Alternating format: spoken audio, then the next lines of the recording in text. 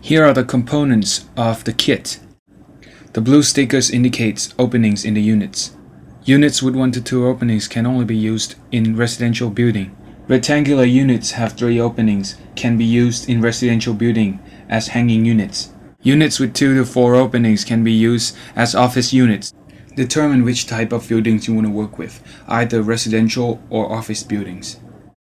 If residential building is chosen, these are the constraints. Maximum height limits is 9 floors. Size limits are 4 to 6 units in length and 2 to 4 units in width.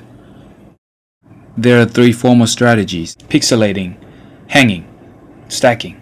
The rule for pixelating is that units with 2 openings have to face the non-opening side of the other unit, leaving a break between volume for half the size of square units to allow daylight to access the inner unit. For stacking, the non-opening sides of the units have to face the other non-opening side of the unit and will leave no breaks between units. The units can be stacked as high as 9 floors.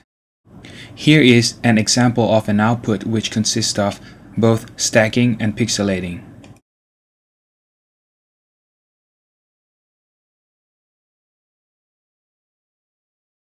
The users can determine where the pixelating would happen or the stacking would happen based on the given rules.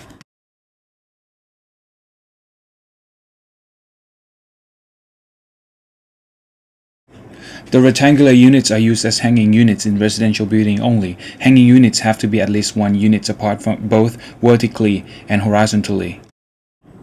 Here you can see the stacking strategy happened first, and the stacking strategy and the hanging strategy has to go together.